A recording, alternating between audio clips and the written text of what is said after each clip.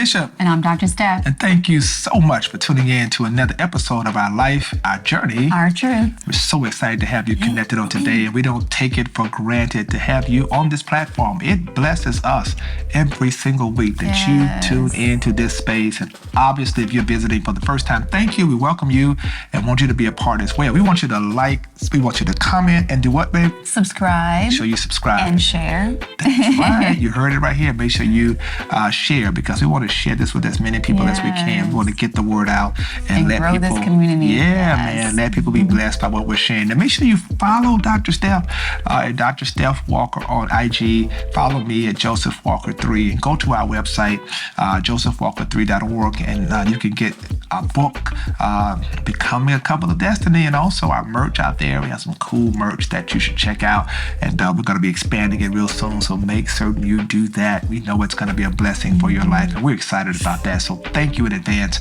just for supporting, and we just thank you all for continuously letting us know that this platform is a blessing to your life. So we've got a topic for you today, and I think a lot of people have asked us this, and we spend a lot of time mentoring people, but people don't often know what our mentors have poured into us. Yeah. And when you think about what lessons we have learned from our mentors and how those lessons have governed and guided our life, I think this is going to be an episode that's going to be impactful for you, because it's going to help you understand kind of our leadership DNA, kind of how we serve in the community, the things we do, where it comes from, because we ultimately are products of those who have poured into our lives. Yeah, 100%. Period. And so when you think about your mentors, and you've had many, and you've talked to me about some who've had very, very profound impacts in your life.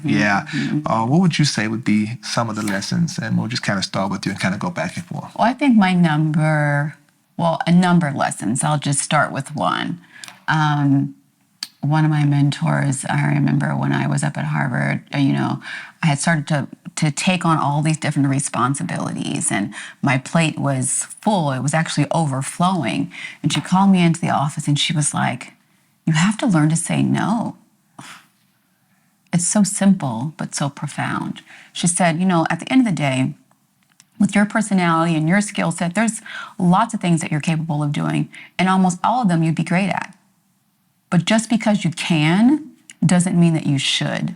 Like, are all of these things pointing towards the trajectory that you're trying to go to? You're on a mission. You have a trajectory. You have dreams, goals, aspirations of what you're trying to do in this career field. All of these things that you have your hand in, are they helping you get there? And of course, the answer was no. It was just things that people asked me to do, that I was taking on more responsibility and more committees, more boards and all this stuff. And she was like, stop saying yes to things that don't add value to your trajectory. And to me, that was priceless, because we have a tendency to do that all the time. Like, you only have so many hours of the day. You only have so many days a week, so many weeks out of the year, right? Weeks out of the month, months out of the year.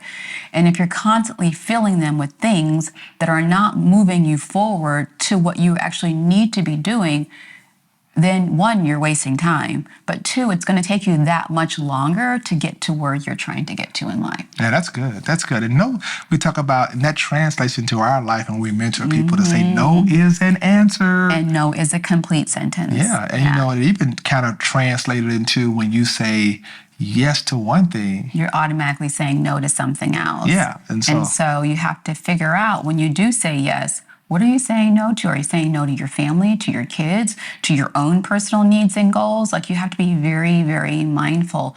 In life, there's always a trade-off, always a trade-off. Wow. So your no is an answer. That's a powerful lesson. Yeah. That's a powerful lesson. So one of the lessons I've learned, and the way they said it, I won't say, but what they meant is essentially stop giving everybody a 10 and let them deduct points from you.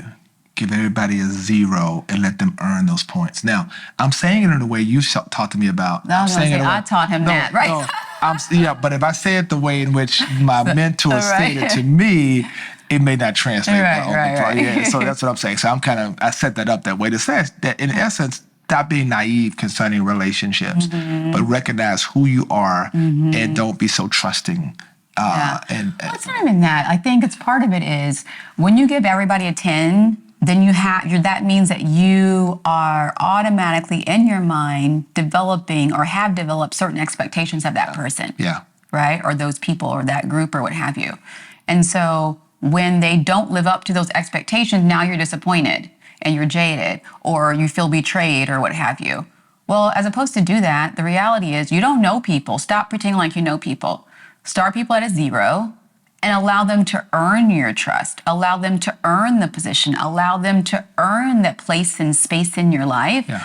And when they do that, then they're climbing up that numerical ladder, getting towards a 10. But let's say they don't do anything. Let's say they, say something offhandish or they can't be trusted. Well, you never actually put your eggs in that basket anyway when you start them at a zero. So there's no time wasted. There's no disappointment. You're not jaded and you're able to move on with your life that much more quickly. Yeah, period. I mean, that's the way it is, right? And that's the way it should be. So I think not being naive about relationships, because I was at a point in my life I was very gullible. I thought everybody's my friend. Everybody had good intentions, right? And so give everybody. You set yourself up for failure every time you do that. So that's been a life lesson. For disappointment. Yeah, for disappointment. So that's been a life lesson of mine. What's another one for you? I would say this one is definitely something that we incorporate into our life even today.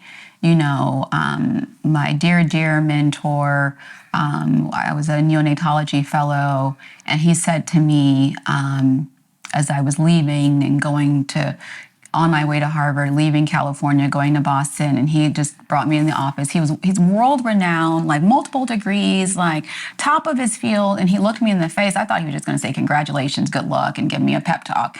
And he was like, "Don't be like me." And I gasped because I was like, "What do you mean? Of course I want to be like you."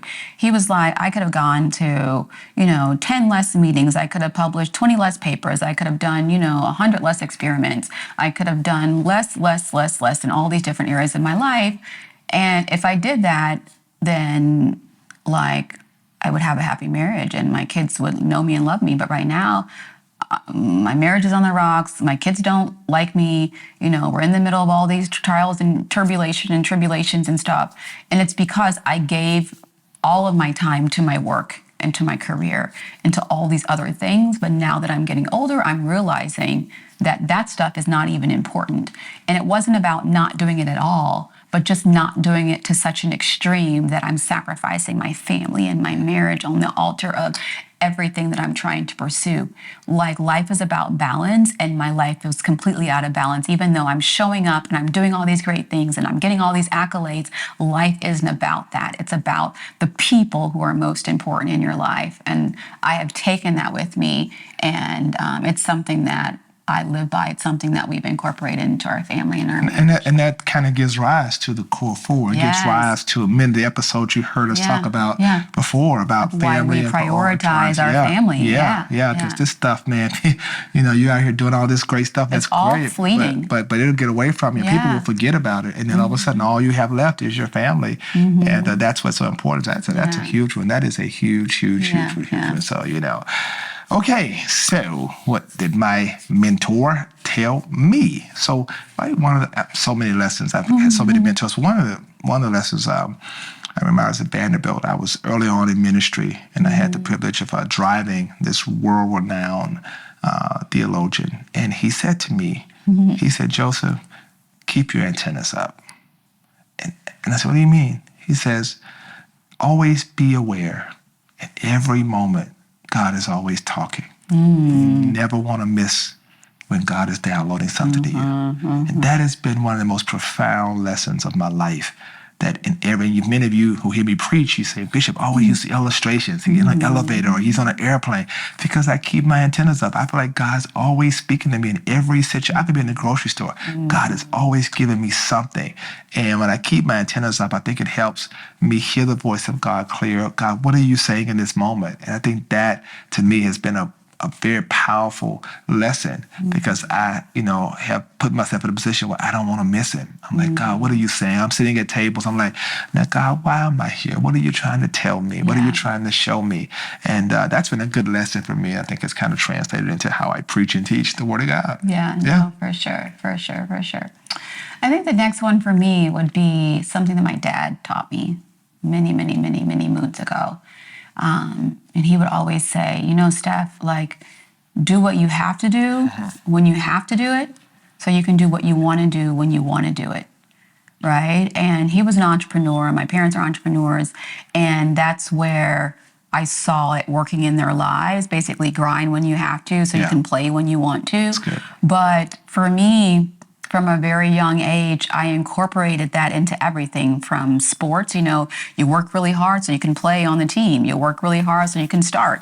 You work really hard so you can get those accolades or what have you. And if you're talking about school, you work really hard so you can get that grade. You work really hard so you can go out and hang out with your friends in college. You work really hard now so they can get that degree in residency, the same thing. And so every step of life, it's about focusing. Short-term sacrifice for long-term gain is what he would tell me as well. And so understanding that this is a season, this is a moment, take full advantage of this season, take full advantage of this moment, of this opportunity, so that later on down the road, these doors will open for you. So you're just not doing this grind now for now's sake. Everything that you're doing now is preparing you, right? If you do what you need to do in this season, and the next season, you can reap. Right? You're talking about we just had an episode recently on purpose. If you're walking in your purpose and doing what God is telling you to do, there is a season of harvest, right? There's a season of that you can play. There's an opportunity to retire early. There's an opportunity to do all these amazing things later on in life. When you're looking at people who are living their best life, I bet you it's because they sowed the seeds, they did the work, they grind, you understand. They put in the time when they were supposed to put in that time so that now it looks like, oh, everything's, happy and easy. It hasn't always been, right? So you do what you have to do when you have to do it so that you can do what you want to do when you want to do it. My son is 6. He knows that. My daughter is 12. She knows that. And so we're instilling these same values in our kids. Like they can't go out and play until they do their homework. She can't go to ballet or dance team practice until she finishes her homework. That's their job today. Those are the things that they have to do, but it's always tied to something that they desire. Wow, that's good. That's good. And let me just interject something here. We're talking about mentoring relationships and the importance of how we've been influenced by what mentors are important to us. And what's important to understand that every single person, the most important decision, you said it, I said it, the most important decision you can make is who you allow to mentor you. Because whatever you stand under is what you understand. You will absorb everything, not everything, but most of what people are pouring out to you, whether it's greatness or buffoonery, you will absorb it. So you have to be very mindful and careful because you'll find yourself in these kind of situations repeating what someone has taught you or told you. And either people are going to look at you like, wow, that's really profound. Or people are going to look at you like, they said what? And you did what? And you bought into what? So just being mindful. That's so true. Yeah. That's so true. One of my mentors, one of the lessons I learned, and it was this, it was a philosophy major, director of philosophy department. I was a philosophy minor. And he said to me, walking down the hallway one day, he said, Mr. Walker, don't react, respond. And that spoke to me so profound because whenever you react, then you're at the mercy of the offender. You truly are allowing your emotions to be triggered by someone you've empowered that you should not have empowered. When you respond, you may experience offense, but you are in control. You're in control of the next move. I choose to walk away. I choose to pray and come back with a more measured response because where I'm going says I have to be responsible for how I respond. And if I react, particularly in a day of soundbite, social media, and all that, You That find little yourself clip on the 6 o'clock news. on the 6 o'clock news on TMZ, you know what I mean? So, but a lot of people don't get that, right? And I really delve into that and start thinking like you can't be manipulated by other people's agenda because people bait you. They'll bait you into reacting. Yeah. And we've seen that, right? And so how important it is to be measured and thoughtful in how you respond. Yeah, That's yeah. been a powerful lesson. You said something, you would always say something in terms of your band director, talk about how the influence that he had Isaac in life. Griggs. Yeah. Let me tell you, let me just, Dr. Isaac Griggs, the most profound lesson. Those of who are watching this, if you march in the band at Southern, you're going to all say it at the same time. I don't care what year you marched. If you talk to anybody in the band, anybody that was around the band, they always say it the exact same way. Be at the right place at the right time with the right equipment, ready to concentrate. If you're on time, you're late.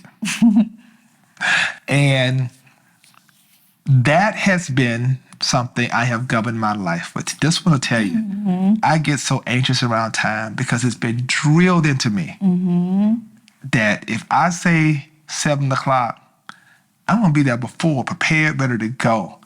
And that is what I think has helped me value the stewardship of time, right? And sometimes... And people, I think, because they know that that's how you are with time, when you show up and you're prepared as a leader, then they understand that you respect their time, and it forces them to demonstrate the same in return. Yeah. Like if you were shiesty and shady and showing up all late and being all whatever, not prepared, then you could potentially reap that same response in return. And I think that's why you're able to grow organizations and groom leaders or what have you in terms of helping people get to the next level and build teams because of how you approach not just time, but everything. Like it's really about in life, when you show up ready to give 110%, right? Or why bother to show up at all? Why show up and you're like half dressed, half asleep, not tidy, not ready, digging through your bags, pulling out wrinkled papers, trying to figure out, can I borrow a pen? Do you have a pencil sharpener?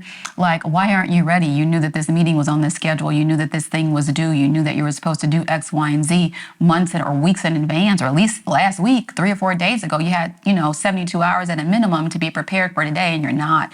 But that says something about character. And so when you are able to show up, being ready to show up and show out, people will take you more seriously. And that's how doors are open for you. And so I just really wanted you to say that, because we've got people of all ages that are watching this YouTube channel, and it's just so important to make sure when you show up as your best self. And this is one way that you can start that perception of you, by making sure that when you show up, you are ready, prepared, and ready to roll. God, that is so good. That is so good. So, ultimately what we did this episode for was because we believe that we're influenced by the mentors who speak into our lives. Yeah, for sure. And all of what we do, how we govern our lives, is because we've allowed people to speak into our lives. We've accepted that. And I think it's important. Never allow yourself to be mentored by someone that you don't respect or you don't take their advice. Always let people mentor you who have lived life and have learned from their experiences, that you have the blessing of not having to relearn those things, right? You're getting it for the first time. So, whether it's, making certain that you prioritize your family, whether it's making certain that you value time, whether it's making certain that you value and you're discerning concerning relationships, or whatever the case may be, learning to say no, whatever the case may be. Take those lessons, apply those lessons to your life, and I guarantee you'll have less pain, less anxiety. You'll sleep so much better at night, and you thank God for the mentors. The Bible put it this way: we have this great cloud of witnesses. Man, the great cloud of witnesses, and we run this race knowing that. And as we thank God for those who have gone before us, who have poured into our lives, let us run with grace that is upon our lives. So I thank you. I appreciate you listening to this episode. I hope it has inspired you. And we just want you to know that every single day, keep your antenna up, because you never know. God is going to download. That's right. Yep. All right. I'm Bishop. And I'm Dr. Steph. Until next time. Peace out.